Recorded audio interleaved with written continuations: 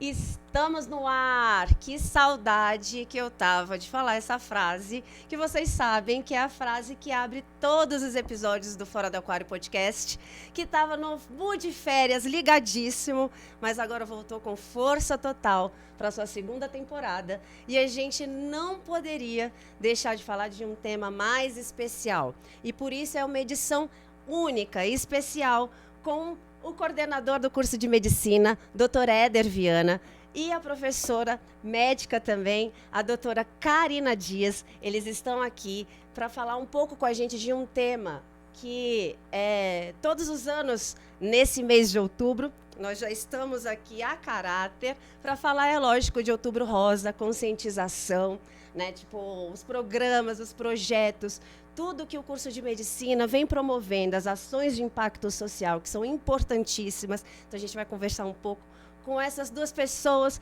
que cederam o tempo deles. Eu quero aproveitar a oportunidade para agradecer, que eu sei que a agenda de vocês é concorridíssima. Muito boa tarde para vocês. E eu quero, assim, que o nosso podcast hoje seja um bate-papo bem gostoso e que a gente possa conscientizar, reforçar essas informações tão importantes para o nosso público que acompanha a gente aqui através do YouTube e das nossas redes sociais. Tudo bem, doutora Karina? Tudo bem, Julia, é um prazer estar aqui com vocês, né, para tratar desse tema que é tão importante para a população feminina, mas também masculina, né? Para todos. Porque quem tem mama pode ter câncer. Sim. Não é isso?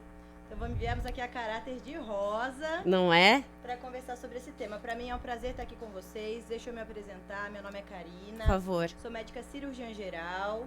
Tá? Aqui na faculdade sou docente, ministro o curso de habilidades médicas para os meninos da graduação da medicina. Sou também coordenadora do CIS, que é o nosso Centro Integrado em Saúde, né, onde a gente consegue assistir a população, tanto uma demanda externa quanto do SUS também, com diversas especialidades, dentre elas ginecologia, mastologia, que é o nosso tema de hoje. Nosso tema de hoje. E também estou aqui junto com as meninas no programa de Mais Saúde e Comunidade, é um programa de extensão de curso, patrocinado pela IBCMed e a Inspirale, né, onde a gente, junto com os nossos alunos, nossas alunas queridas monitoras, a gente faz diversos programas de orientação e extensão com ações sociais, capacitação dos alunos. Então, a gente entende que o médico não é só a parte teórica, mas a gente tem uma responsabilidade social, que nesse mês vai ser Outubro Rosa, mas que se estende muito durante além todo o ano, com tema. várias ações, Com como certeza. Vocês fizeram em setembro, uma ação super legal aqui com a doação de sangue, né? Vocês conseguiram arrecadar aí muitas bolsas, que a gente sabe a importância disso, salvam muitas vidas. Então, a gente fica assim, muito orgulhoso, realmente, dentro do núcleo da comunicação, em poder trazer, fazer a nossa missão, que é trazer a informação, levar a informação para todo mundo que tem acesso. Tudo bem, doutor Éder? Eu também vou pedir uma gentileza para você se apresentar, porque o currículo de vocês é muito extenso. Claro, mas assim, simplificando, meu nome é Éder Viana, sou coordenador aqui do curso da medicina.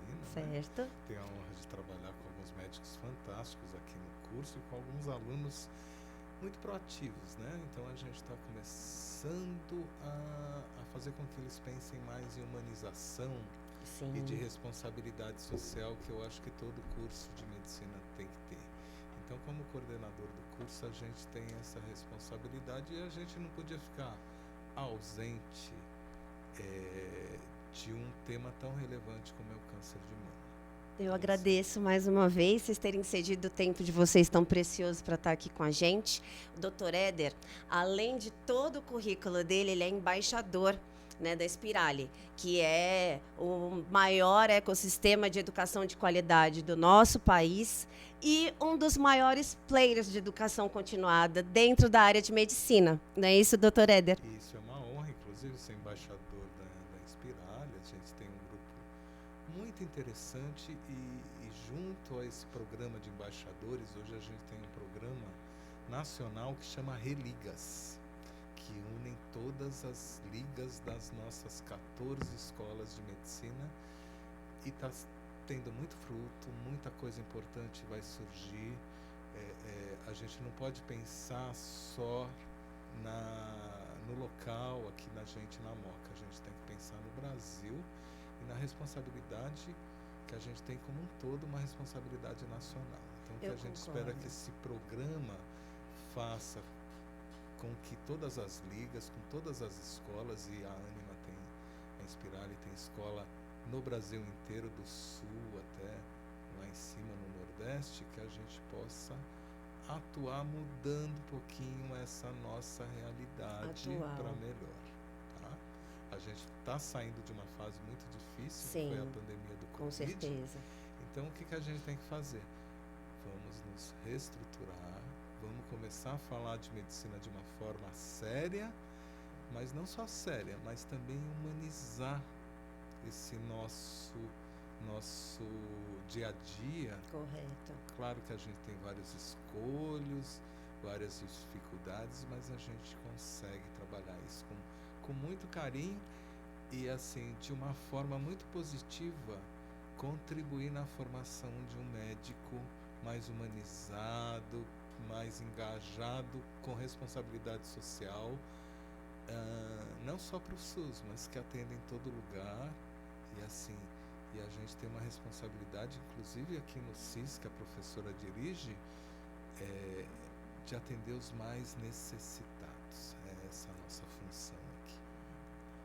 Professora, eu fico pensando assim, quando a medicina ela entra nesse estágio da medicina humanitária para realmente fazer projetos aqui dentro da universidade que consigam atingir inclusive a nossa comunidade, não só a acadêmica, né, mas a comunidade que está aqui ao redor, que não tem acesso, tem menos recursos, como o Dr. Éder está citando.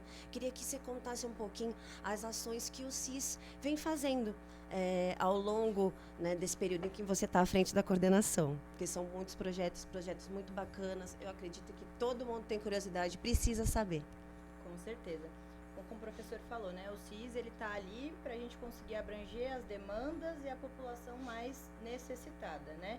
Então a gente dispõe de diversas especialidades. Agora uma conquista da faculdade foi a parceria com o SUS. Vamos começar também a atender a população do SUS, né? E aí, né, também vamos dispor de 13 especialidades com diversas necessidades e infraestrutura. A gente vai ter infraestrutura de fazer exames como ultrassom, por exemplo, em parceria com a rede DASA. A gente consegue trazer esses pacientes que estão nas filas há 2 anos, 3 anos esperando consulta com especialidade, para vir, Olha, né, que coisa entender bacana, exatamente, gente. Entender a principal queixa, conseguir referenciar para fazer exames, para passar com especialistas, entendeu?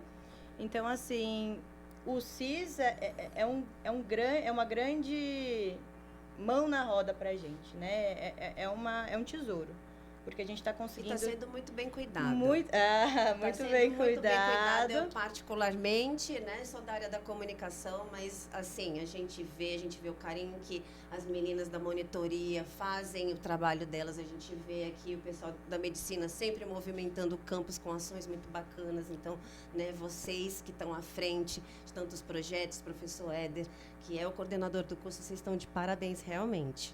Obrigada, Julia. E assim, lá no CIS os alunos atendem com a gente. Então, assim, desde o 4º ano, inclusive até antes, os alunos já conseguem ter vivência ali no SUS, saber lidar com o paciente, não só do SUS, pacientes particulares.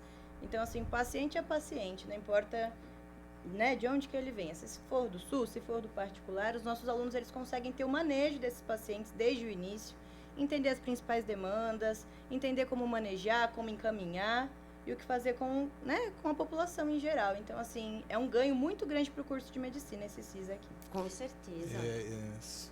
Existiu uma contratualização com a prefeitura e como é que isso foi feito? A gente tinha um pensamento de colaborar com o Sistema Único de Saúde e a gente... eu acho que o Brasil começou a perceber como o Sistema Único de Saúde é importante agora durante a pandemia. Sim. Então, como é que é essa contratualização? A gente começou a ver, junto com a Prefeitura de São Paulo, e eles foram muito solícitos com isso, qual era a demanda reprimida que a gente tinha, principalmente aqui na região, na Zona Leste de São Paulo. Então, a gente foi atrás de escolher os profissionais adequados para atender essa demanda. Então, a gente tem desde o mastologista, a gente tem o urologista, o nefrologista, algumas especialidades que a prefeitura hoje tinha dificuldade. Então, a gente está aqui de portas abertas. Ai, gente, eu fico arrepiada. Para de ajudar verdade. mesmo essa população. E assim, e é importante que a gente tenha esses meninos engajados nessa luta, né? Nessa mudança para melhor. Então, Eu acho que é uma mudança de todos, né? De comportamento nosso, que recebe os serviços que vocês prestam, e de vocês, que são os prestadores dos serviços, e é o nosso maior bem. Como você falou, doutor Éder, depois da pandemia, o SUS, ele está realmente... Ainda não é o valor devido, mas está recebendo o valor que ele nem tinha antes da própria população. Exatamente. A gente mesmo desprezava o SUS. Se você tem um plano particular, um convênio médico particular, você despreza o SUS, e é um tesouro do Brasil, É um tesouro. porque em outros países, né, a gente não conta com esse tipo de serviço, com esse tipo de apoio, com as especialidades, com o atendimento, com os exames, sim. enfim, né?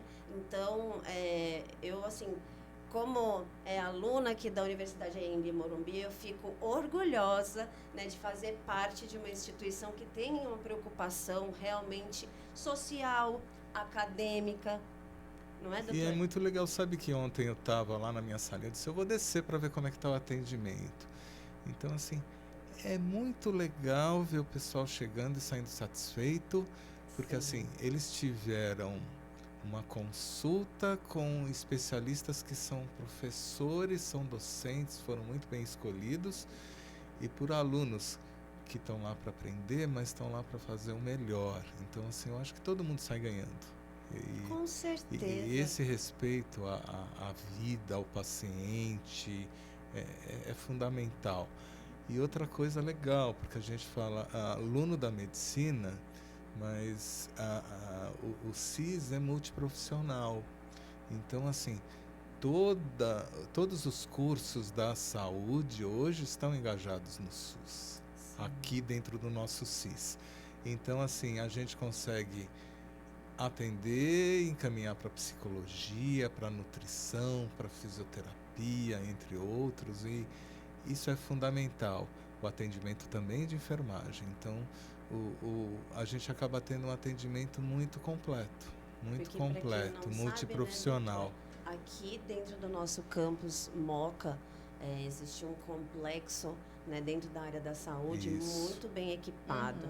Né? As meninas da monitoria, elas estão aqui assistindo, depois eu vou chamar, que elas estão aqui atrás da câmera. Depois eu vou chamar elas aqui, que vocês sabem que eu faço uma bagunça. Vitor vai puxar minhas orelhas, não deixa ele. E é muito bacana, tem várias reformas, várias inaugurações, assim, por conta das pautas do programa Moca em Foco, que a gente produz aqui também. Então, assim, a gente vê realmente, né, uma preocupação com equipamentos de ponta, com a contratação, como o doutor Éder está falando. Então, é óbvio que os alunos, né, que estão dentro do curso de medicina e de outros cursos da área da saúde, é óbvio que eles se sentem motivados. É óbvio que trabalham com amor, trabalham com o que gostam, com o que estão estudando para exercer no futuro, e tem toda uma estrutura que é um alicerce sensacional Fantástica, para multiprofissional, e esse aprendizado também de trabalhar com outros cursos de saúde, com outros profissionais, é fundamental. Então, por exemplo, o nosso ortopedista atende, e do lado ele tem o pessoal da fisioterapia, em que ele que consegue suprir a demanda. Por exemplo, a fisioterapia está muito reprimida, então a gente está dando uma válvula de escape mesmo para a cidade de São Paulo também. Inclusive, a gente tem uma grande sala de reabilitação, inclusive a gente demanda de piscina também para atividade aquática, reabilitação aquática também. Na área do spa ali. Na área do no spa. spa que a gente vai utilizar também. Qualquer dia, já estou combinando aqui, com a doutora Karina e o doutor Éder, a gente vai fazer um passeio para filmar tudo Conhecer isso, o espaço. para conhecer o espaço, para todo mundo poder conhecer como que as coisas funcionam aqui do lado de cá, porque não é só bonito, mas é funcional, não é isso? Com certeza. Só falando mais uma coisinha com relação ao meio acadêmico, né? Ali no CIS, a gente, além de atender a graduação, né? A gente tem os alunos da pós-graduação da IBCMED também atuando. Então, a gente tem um curso, né, de pós-graduação em diversas especialidades, psiquiatria, geriatria, dermatologia, tudo isso também patrocinado pela IBCMed Inspirali. Então, a gente tem médicos já formados e especializandos, que também, né, preceptorados pelos especialistas, atendem a população, né, tanto população... Muito legal. Muito legal. Então, além de acadêmicos, a gente tem pós-graduandos, né, de diversas especialidades. Então, é um CIS muito rico do ponto de vista acadêmico. Com certeza. E biopsicossocial, né, no sentido de atender. E é um dos objetivos da Inspirali exatamente essa prática dentro da área médica mais humanizada, né, que traga realmente uma troca, uma vivência, uma experiência para os alunos que estão aqui vivenciarem realmente na prática o que, né, nós temos aí, a gente fala no mercado de trabalho, mas... Que eles vão enfrentar pela profissão, né? Na realidade profissional deles, então é muito bacana. Eu quero falar agora sobre Outubro Rosa, né? Outubro Rosa, eu acho uma das campanhas mais importantes, porque ainda nos dias de hoje, o câncer de mama, me corrijam se eu estiver errada, mas é ainda uma doença que leva, né, tem altos índices de óbito, né, da população feminina principalmente, mas como a doutora Karina já mencionou, não é só mulher que, né, tá ali dentro do nicho, né, de população que pode, de repente, ter um nódulo, ter algum sintoma que, né, seja suspeito de uma doença cancerígena. Os homens também. E muitas vezes são os maridos, né, que acabam percebendo alguma situação desconfortável, alguma situação estranha. Então, para vocês verem o quanto que é importante toda a população ter acesso, né? A gente reforça todo ano, todos os anos o SUS faz uma programação, uma campanha muito bacana, inclusive na pandemia, porque teve que se readaptar, né? As pessoas que atuavam ali à frente dos projetos, na linha de frente mesmo, elas precisaram readaptar os programas para que as campanhas, né, essa como Outubro Azul, entre outros, o Setembro Amarelo, elas não morressem, elas não, né, ficassem inativas. Então, é muito importante, quero que vocês falem um pouco. O Dr. Éder, ele é professor, doutor na área de ginecologia e obstetrícia. Me corrija, porque o currículo do Dr. Éder vocês não estão entendendo, gente. Não, gente, é muito legal. Eu acho que o mais legal falar é que eu faço isso há 35 anos. Olha só. Né?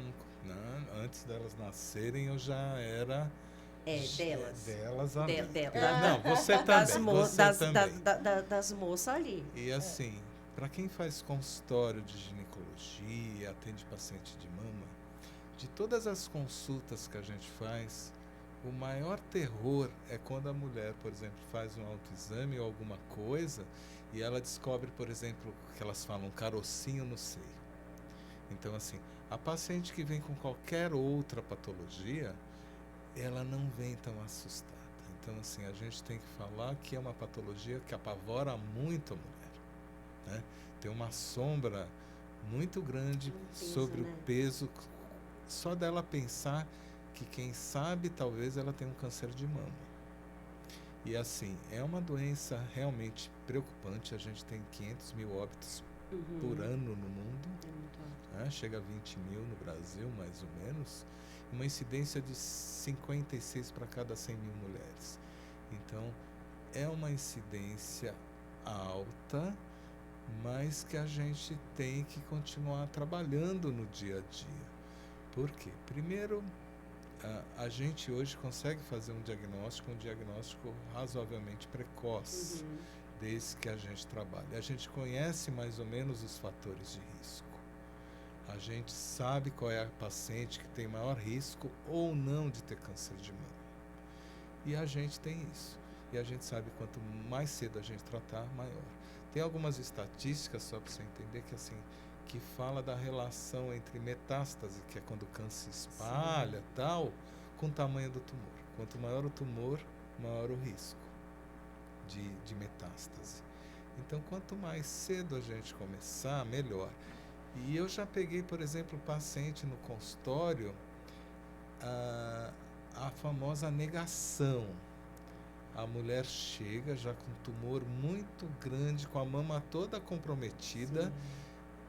Geralmente quem descobre é algum familiar que está junto, porque ela esconde aquilo, porque ela acaba caindo na negação, não procura atendimento médico, e quando ela chega a gente já tem uma grande dificuldade de tratamento.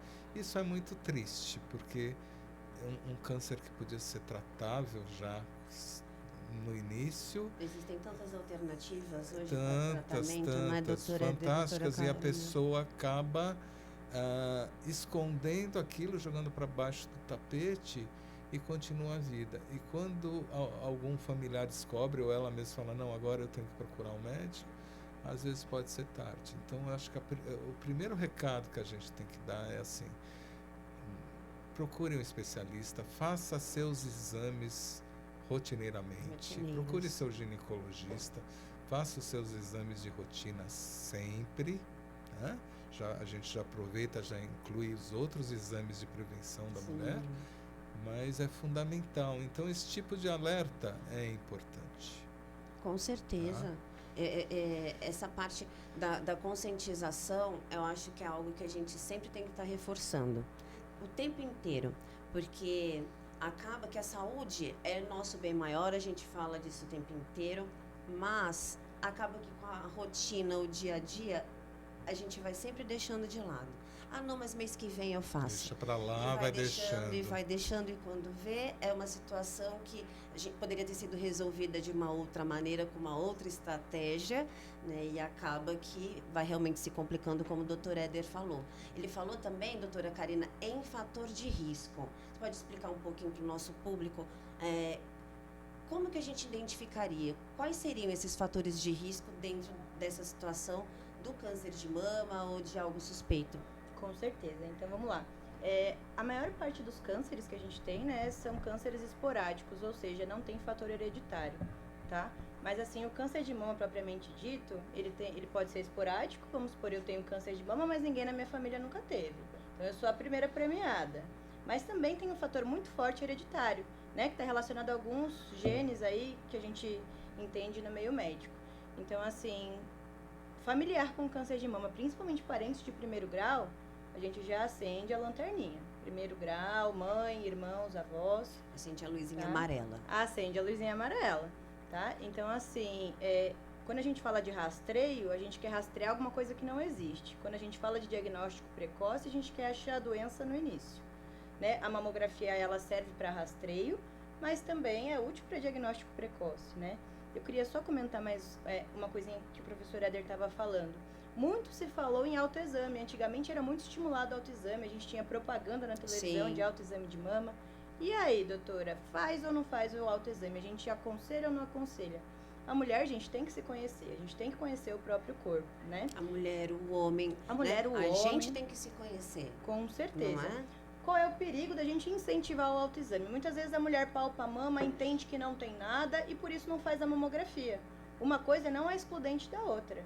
Inclusive, quando a gente consegue palpar o nódulozinho na mama, ele já tem pelo menos 1 centímetro, tá? Então, assim, mamografia consegue detectar aquele início daquela doença, uma calcificação esquisita ali no exame, que já pode ser sugestiva de malignidade, que a mulher palpando não iria sentir. Então, vocês estão entendendo. Não que o autoexame vai excluir a necessidade de fazer a mamografia. Uma situação é complementar a outra. É importante a gente se conhecer, é importante a gente fazer o toque, a gente olhar o corpo da gente pelado na frente do espelho para ver manchas, né, doutor Éder? Qualquer diferença, a gente saber notar, saber diferenciar que tem alguma coisa ali. Então, e procurar um especialista. Às vezes as mulheres entendem que a faixa etária, não tô no período do câncer de mama, é só acima de 40 anos. Não, gente, a gente está vendo câncer de mama em mulheres mais jovens, 30 anos. E existe uma relação, né, de quanto mais jovem eu manifestar essa doença, mais agressiva ela pode ser. Doutora Éder, por que a gente está tendo agora casos, né? Porque antes não era tão recorrente, a gente não escutava falar, mas agora realmente a gente ouve histórias, né, de pessoas próximas e tudo, realmente de adolescentes às vezes, né, Então eu queria que você... Não, são vários fatores de risco que a gente tem que considerar. Tá. Então, assim, eu acho que os dois principais a doutora falou, que é o fator mutagênico. Algumas populações têm mais, algumas, por exemplo, em algumas tribos judias, judeus, até pelo casamento consanguíneo, outras coisas têm mais, e o fator mutagênico. E assim, um parente de primeiro grau com câncer de mama já é um sinal de alerta. Então, quando eu tenho um diagnóstico de uma senhora com câncer de mama, eu já começo a rastrear todas a árvore genealógica dela, o que vem abaixo. Então, assim, a gente tem como fazer isso? Tem como fazer. Eu acho que um caso que saiu muito na mídia, que a mulherada adora, é a Angelina Jolie. Sim. Não é? Então, assim, o que ela fez? Ela fez uma cirurgia, a gente chama de cirurgia de redução de risco. Depois eu acho que até a professora pode falar melhor disso, porque trabalha com plástica. Mas, assim, fatores de risco principais são esses. Parente de primeiro grau, se tiver 2 parentes de primeiro grau, e assim, quanto mais precoce, maior o risco. E o fator mutagênico que a gente hoje consegue pesquisar. Mas como a professora disse, nem todo câncer é hereditário. Né? E assim, o tipo de vida que a pessoa leva também tem seu custo. Então tem trabalho, por exemplo, mostrando que álcool na mulher tem um risco maior. Muito inflamatório. Muito maior. Então a gente sabe que a mulher que toma pelo menos 2 doses por dia tem um risco maior de ter câncer de mama do que uma pessoa. Doutor, pelo amor de Deus. Por dia. Então tá bom. Mas aí eu fico pensando, se for dividir o que eu, as doses que eu tomo no fim de semana, não. Já então, começa a fazer por isso que eu sou de humanas, calma. Outro hábito, assim, outra coisa é assim, a falta de atividade física e obesidade.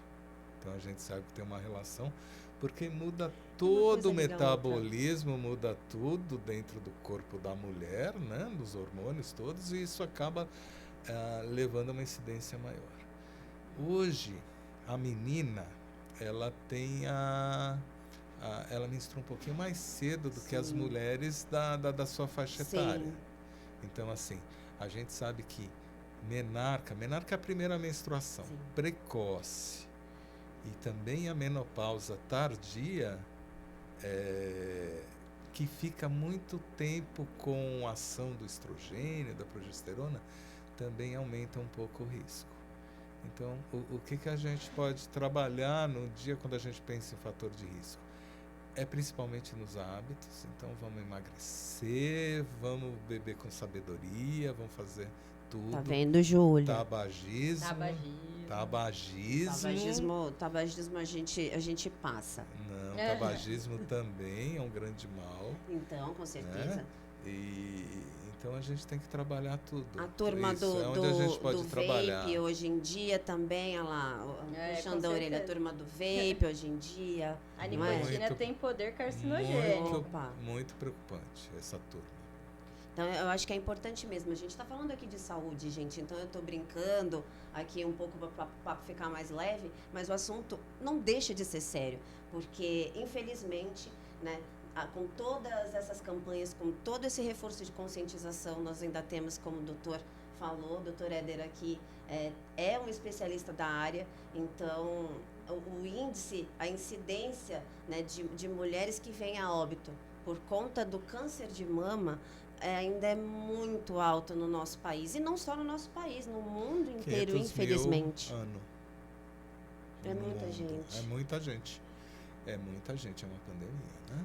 Doutora Éder e doutora Karina, me contem o que o CIS hoje vem fazendo, ou se ainda não estamos trabalhando com um serviço para esse ano na campanha, o que a gente tem de projeto para fazer para atender essa população feminina aqui no nosso Centro Integrado de Saúde, que eu acho, gente, sério, eu vou fazer depois esse tour com o professor Éder, com a professora Karina, pra vocês verem como que tá bonito lá.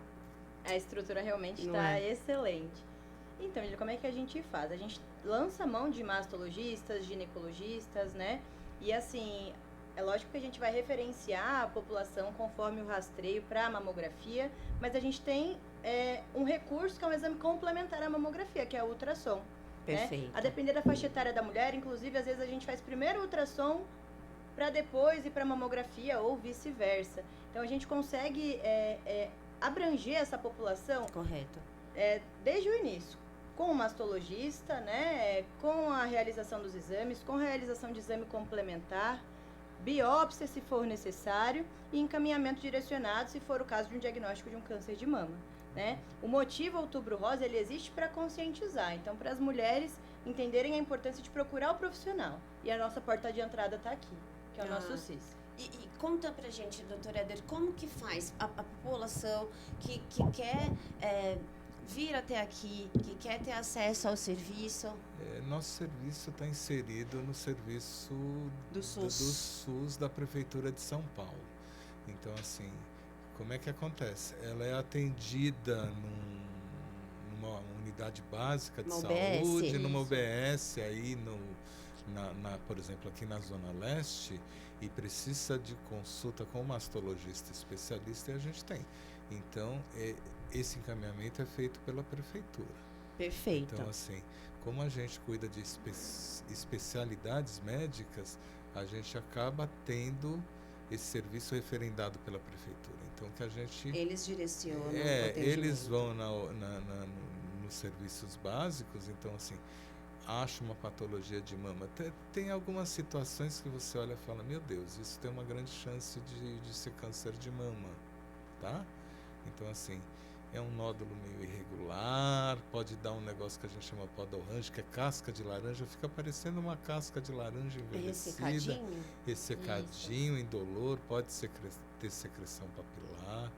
Tem um tipo que chama inflamatório, que fica todo avermelhado, parecendo uma inflamação, mas não é uma inflamação, é um câncer. Então, encontrou isso na unidade básica, eles acabam encaminhando para cá, para gente continuar isso. E talvez nem para aqui. Eu acho que, assim, o diagnóstico, como a professora estava falando, é feito pelo exame mesmo do especialista, mas também dos exames subsidiários. Mamografia é fundamental. Depois ela pode ser complementada também por ultrassom de mamas, complementando a mamografia, nunca só ultrassom nessa fase, para esse tipo de paciente, tá? E ressonância magnética. Perfeito. Então, assim, a gente acaba usando, às vezes, de outros recursos para um diagnóstico adequado e assim, para entender como é que está esse câncer e qual a gravidade. Nível, então, né, é o que a gente chama de estadiamento do tumor, porque aí muda o tratamento. Eu acho que é importante também a gente falar, vocês melhor do que ninguém, que antes o câncer, ele tinha um peso, a palavra câncer, né? A doença, o diagnóstico, ele vinha realmente, ainda tem um peso grande, mas hoje a gente tem muitos recursos, não é, doutora Éder, doutora Karina? Muito. Então, realmente, o quanto antes a gente souber, mais não é mais fácil, porque não é fácil nunca, é óbvio, mas é menos complicado do que num estágio mais avançado, não é isso? Com certeza. O câncer de mama, gente, quando diagnosticado precocemente, tem mais de 90% de chance de cura, tá? Como o professor Éder comentou, né, de metástase, quando o tumor ele se dissemina, nossa mama ela é drenada, né, para o sistema de vasinhos linfáticos, que drenam principalmente para a axila. Tá? Então, muitas vezes a gente, fazendo o autoexame, a gente pode não encontrar o nódulo aqui na região do seio, mas encontrar na região da axila. na axila linfonodo. Né? Então, assim, o SUS ele funciona como sistema de referência contra referência. A paciente está lá, realmente, palpei um linfonodo na minha mama ou na minha axila. Tá saindo secreção do meu mamilo, uma secreção sanguinolenta, uma secreção transparente. Tô com edema em casca de laranja, meu mamilo retraiu, vou procurar o posto. Sentiu alguma coisa diferente do que você é habituada a ver no seu corpo? Por isso que é importante a gente se olhar, a gente se conhecer, como estamos falando. procura um especialista? Isso. Aí a porta de entrada é a UBS. Procurou o posto de saúde e atenção primária. O SUS funciona como referência e contra-referência. Ah, tá bom. Essa paciente precisa sim ser referenciada a um especialista da atenção secundária, né? Então já vem encaminhado para o especialista. Aqui, se a gente consegue lançar mão de recursos e pegar uma biópsia acusando um câncer, a gente consegue referenciar para um sistema de maior complexidade, né? Para tratamento aí sim oncológico, cirúrgico, radioterápico, quimioterápico. Então é uma linha, né, de alternativas. Contínua de cuidado, exatamente. É uma coisa importante porque, como eu falei no começo, toda vez que aparece um carocinho na mama, alguma coisa, a mulher já fala, eu tô com câncer. Sim. E assim, fiquem mais tranquilas, a grande maioria não é câncer. Não, eu mesma já... E tem que ser investigado. Já tive esse desespero de, né, tá fazendo o autoexame e tudo, às vezes no banho e tudo mais, e não tem nada a ver, né? Já passei por esse susto então, e... A gente até fala qual que é a melhor fase. É logo depois da menstruação, né? Que dá uma desinchada, aquela... Isso, mas menos assim, inflamada, vamos falar assim? Na dúvida... Procura o médico. Né? Vamos investigar, vamos Na ver dúvida, faz o certo, gente. Na dúvida, faz o certo que não tem erro. Lembrando, meninas e meninos, autoexame no banho não é legal. Não é legal. Vixe, mas é bom falar, porque tá vendo como a gente aprende? A gente tá aqui pra isso, pra esclarecer. Mas é verdade. A mama no banho, ela fica pendular, né? Então, assim, a gente precisa espalhar o tecido mamário pelo tórax pra gente conseguir palpar. Você acha ruim a gente fazer uma... Como que é, doutora Karina? Você acha ruim você ensinar? Eu faço aqui mesmo. Autoexame de mama, gente, deitado, bracinho levantado atrás do pescoço. Aqui. Vai palpar desde a axila, região posterior, anterior e superior. Ela, deixa eu mostrar aqui pra câmera. Pronto. Né? Então a mulher vai palpar a axila dela, sempre no fundo, para um lado, para o outro, para baixo e para cima, à procura de algum nódulozinho. Nossa mama a gente divide em quadrantes, né? Então a gente vai dedilhar todos os quadrantes da mama, sem deixar escapar nada, né? Com a pontinha dos dedos, a gente chama de dedilhar de pianos, inclusive. Não precisa apertar, não é, doutora? A gente tem que ter um tato, não é nada grosseiro, mas também não tão superficial. Delicado, sim. Intermediário, à procura de algum nódulozinho. Quando você começa a fazer, você começa a se autoconhecer. E assim, quais são as técnicas que a gente usa, inclusive? É o dedilhamento, como se a gente estivesse tocando piano, tá? E também a palpação com a mão espalmada. Aberta, assim, né? Aí você fala, mas eu não estou sentindo nada. Ótimo. Mas o dia que acontecer, você vai observar.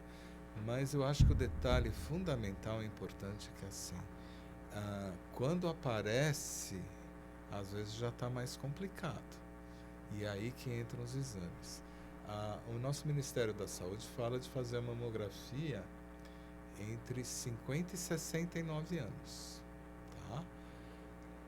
E isso é muito controverso. Você já ficou espantada. As sociedades de ginecologia, por exemplo, a gente começa a fazer com 40 anos. Sim. Tá?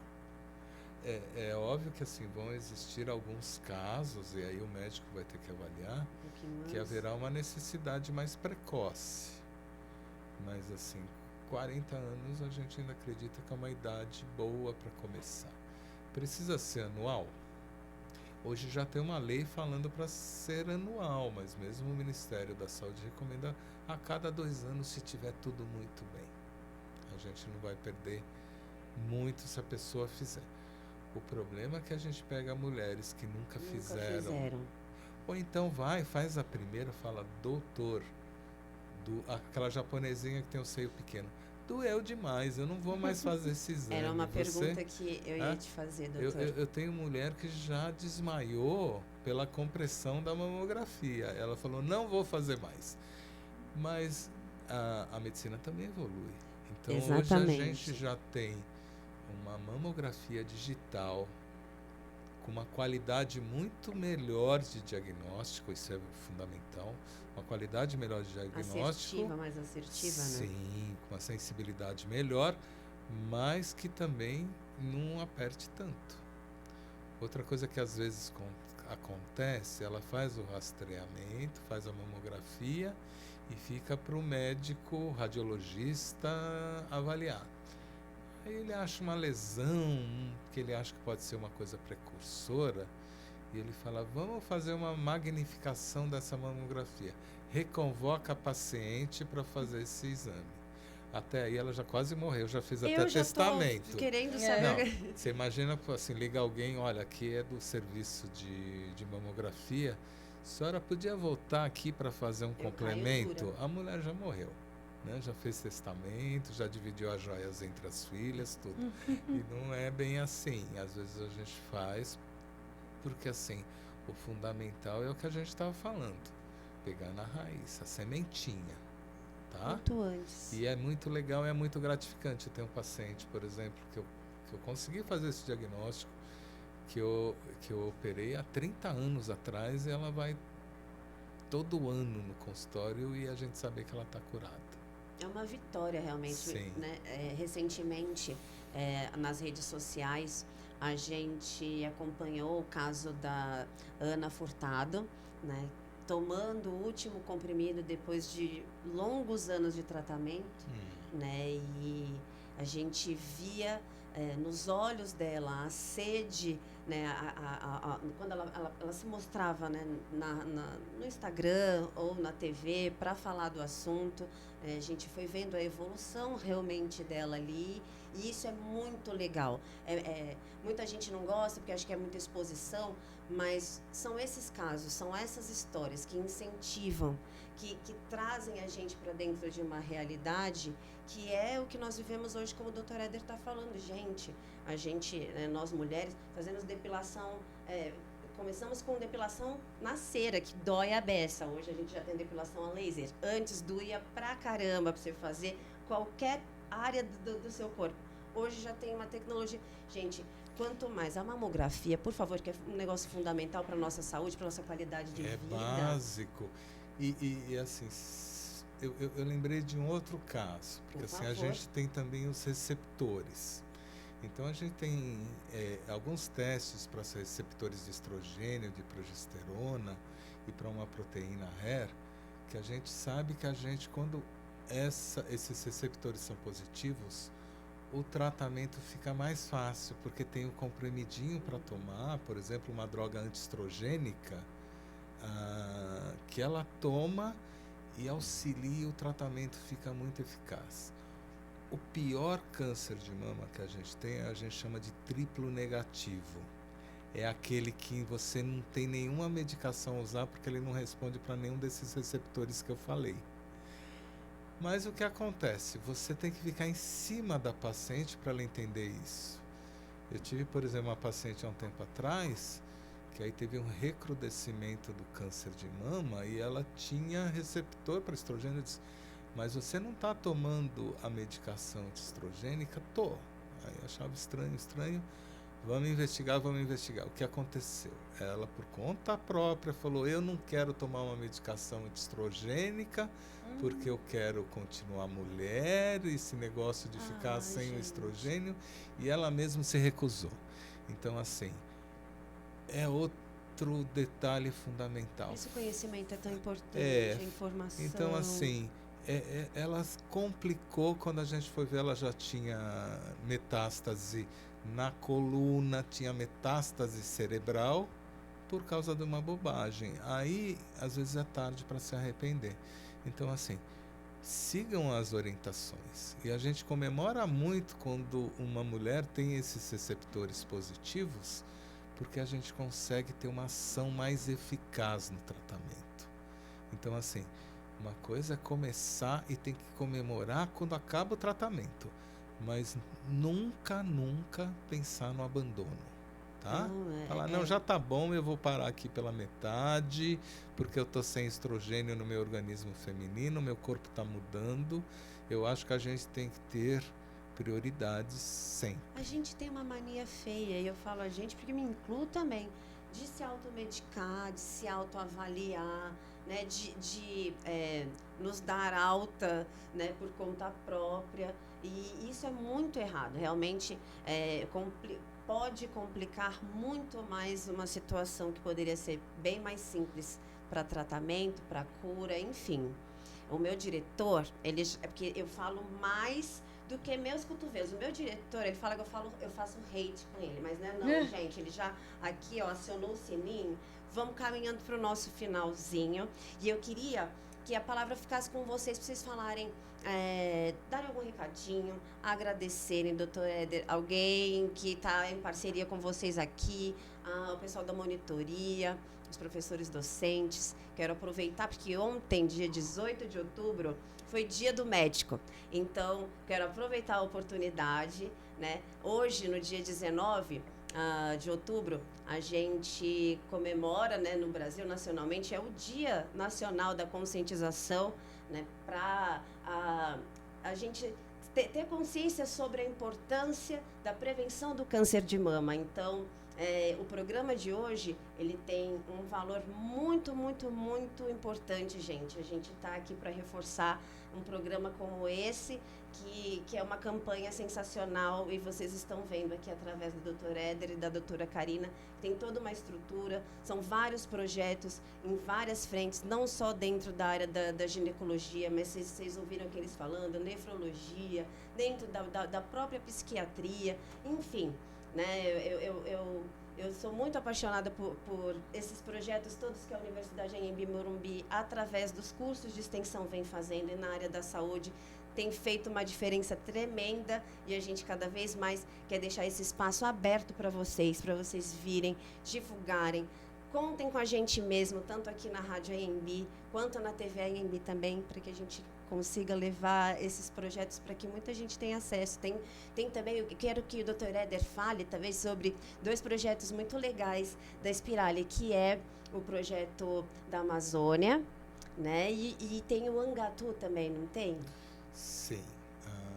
Eu acho que um dos projetos mais interessantes que a gente tem é sobre saúde mental. Perfeito. Então, o que a gente tem isso é entre médicos. Um grau de ansiedade, um grau de depressão muito alto, que chega a 50%.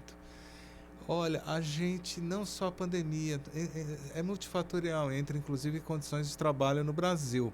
Então a gente sabe que o nosso médico é muito mais estressado, tem alguns trabalhos comparativos com médicos dos Países Baixos. É mais difícil ser médico aqui. Não é? É bem mais difícil. Você ficar numa unidade básica ou num pronto-socorro aqui no Brasil público é complicado, tem muitas histórias. Remuneração, um monte de coisa. Então, assim, é uma luta para ser médico, tem que gostar. Então, o dia do médico foi ontem, né? Então, a gente tem, assim, a gente tem que valorizar muito, porque aquele negócio do herói sem capa, né? Mas vocês usam uma capa branca. E assim, e o interessante é isso. Os índices são grandes também entre os estudantes de medicina. A carga é muito pesada, o curso é muito difícil. Você vai muito, né? Você exige, você começa a entrar em uma realidade que você não está acostumado. Então, assim, você vai ver você vai perder o seu primeiro paciente por óbito, você vai ver o primeiro caso cirúrgico. Quem não se comoveu com aquelas crianças agora na Guerra do Oriente? Imagina uma criancinha com um tumor aqui no CIS. É lógico que quem está vendo isso vai sair abalado, porque qualquer um sai. Com certeza. Não dá para ser diferente. É muito legal ter esse apoio, né? E o médico não pode ser indiferente a isso, né? A hora que você perder essa compaixão, esse ser... Eu tinha um professor antigo que ele falava assim, que o bom médico é aquele que continua sendo médico que ele é e que queria ser quando entrou na faculdade, e não aquele que o sistema vai tentar te transformar. Então, assim, ser aquela pessoa, tá? Então, assim, continuar atendendo, não é pecado ter uma carreira promissora, ganhar dinheiro, mas, assim, continuar atendendo o necessitado, continuar trabalhando pela melhoria, né, do povo. Você vai ali, no nosso caso aqui local, mas assim, eu tenho uma coisa que eu gosto de falar assim, muitas poucas pessoas sabem o significado de Anhembi Morumbi. A gente fala tanto, né? Vamos contar, olha doutor só, vamos contar? Vamos contar em primeira mão. Elas não sabem. Vamos contar. Anhembi é o nome do rio Tietê no tempo dos índios, porque tinha uma ave que chamava Anhambu. E Morumbi é um lugar de luta, de peleja, era onde os índios faziam cilada contra os outros. Então, já que Morumbi é um lugar de luta, a gente tem a nossa luta aqui, que é mudar essa realidade, pelo menos na nossa região. Então, a gente está aqui para melhorar. E assim, a faculdade só tem êxito e só existe quando ela está engajada num projeto social do país. Então, assim, a gente tem que começar a trabalhar e tentar fazer a diferença. E é por isso a gente está aqui para fazer. Eu concordo fazer o Morumbi. muito. Aqui a gente vai lutar muito. Eu assim, a gente estava conversando aqui em off, né? Eu, doutor Éder, doutora Karina, as meninas aqui da monitoria, que o Fora do Aquário, quando ele surgiu, ele veio com a ideia, né, de trazer um podcast de diferentes assuntos, enfim, que a gente pudesse falar de cultura, de lazer, de arte. E são tantos projetos, tantas coisas bacanas que acontecem aqui na universidade, que eu estava contando para eles, eu não preciso sair daqui para trazer informação, para promover tudo que acontece. Vocês não têm noção. Eu falo que tudo acontece aqui no Campus Moca, mas é verdade. Tudo não, mas inclusive assim, o Angatu é um projeto que a gente tem, que é nacional. Sim. De monitoração da saúde mental dos nossos alunos. Assim, é um projeto muito inovador, fantástico. Eles se inscrevem nesse Angatu. A gente tem alguns alunos que fazem um curso e viram guardiões da saúde mental. Olha que bacana. Então, eles têm uma responsabilidade não só com eles, mas também com de demais, monitorar sim. O resto das pessoas aqui. E a gente, pensando nesses projetos sociais, um que surgiu foi o Missão Amazônia. Missão Amazônia. Porque, assim, é muito fácil você estar aqui em São Paulo, na Moca, falar de pizza, de comida boa e tal. Né, o centro gastronômico também de São Paulo, que a Moca é o olho do furacão. É. Mas, assim, o importante é que eles também tenham essa possibilidade de conviver com a realidade do país, sim. Que é muito diversa, né? Sim. É um país Nós temos assim, vários países em continental, um só. exato. Então, dar essa oportunidade dele entender o que é a Amazônia e quais são as dificuldades do povo ribeirinho. Sim, eu sou de Manaus, para quem ainda não sabe, eu sou de Manaus e... Óbvio, né?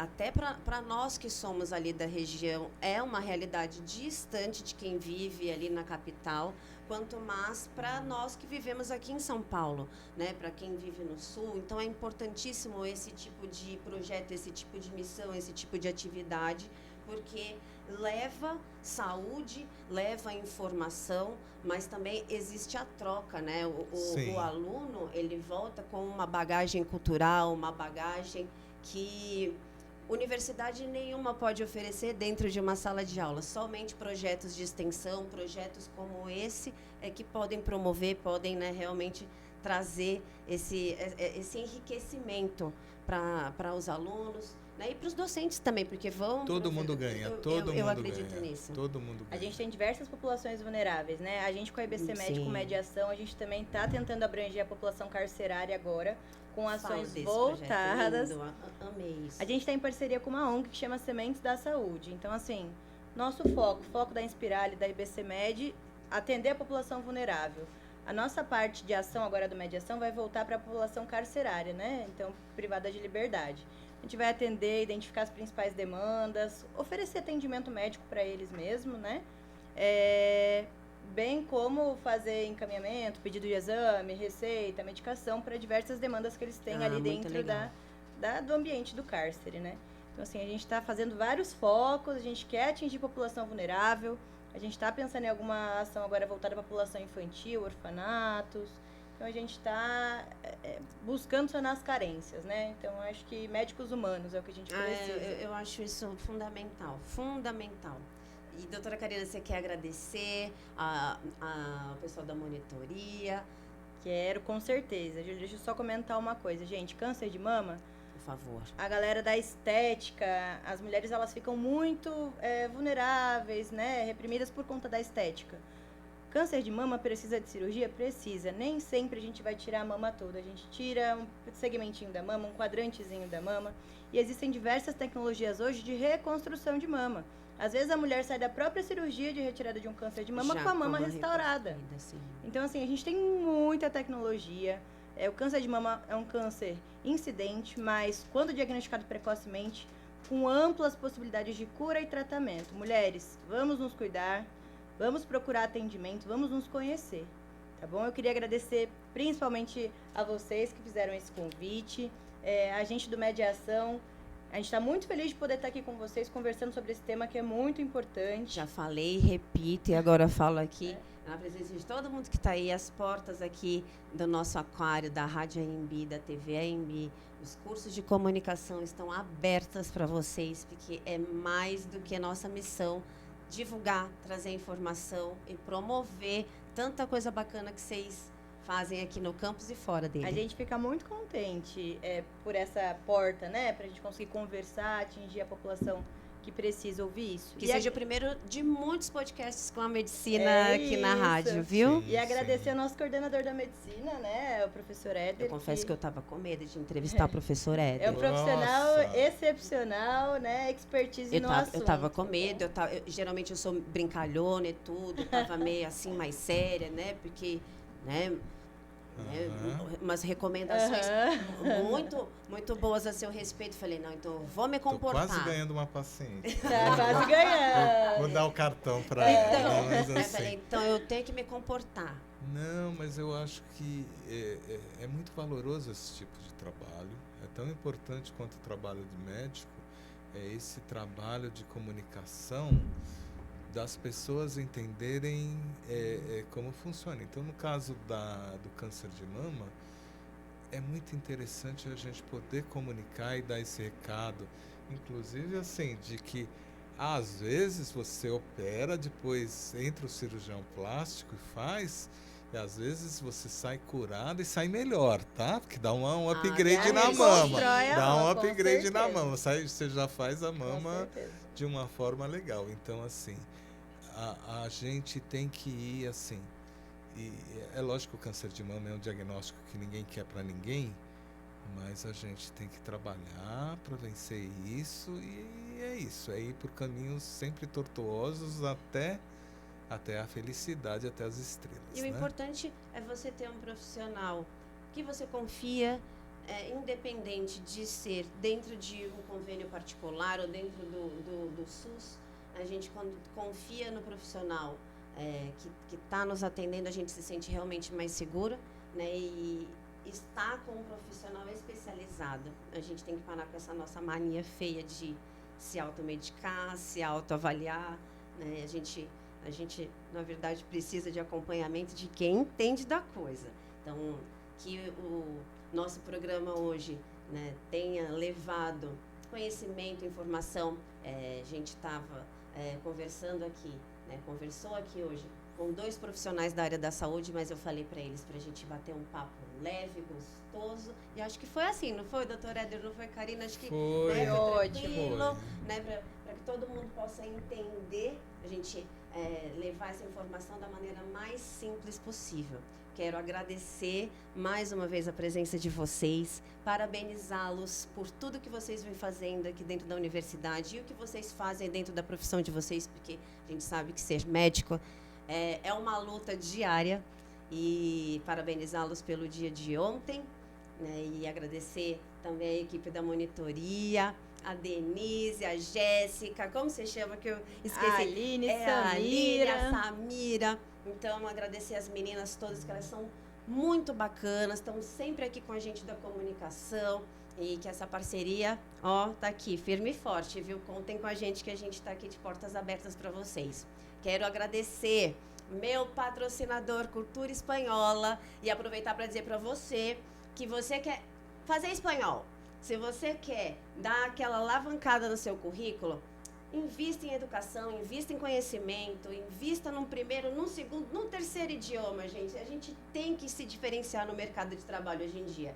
E a Cultura Espanhola oferece para vocês cursos presenciais e online, E acessando www.culturaespanhola.com.br, vocês têm acesso a todas as informações, tem os preços, tem as datas de início das novas turmas, enfim, tá tudo lá, viu?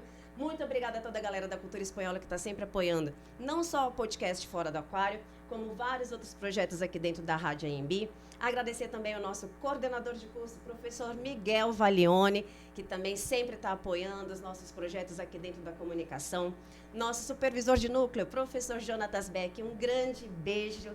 Professora Maria Eugênia, coordenadora lá da área dos estúdios de comunicação, que é sempre parceira. Cedeu aqui, meu diretor, Vitor, meu parceirão, muito obrigada, amigo, por ter ficado aqui com a gente na transmissão de hoje. E agradecer vocês, gente, que estão aí conosco nessa segunda temporada. A gente se vê na semana que vem com muito mais novidades. Um beijo gigantão.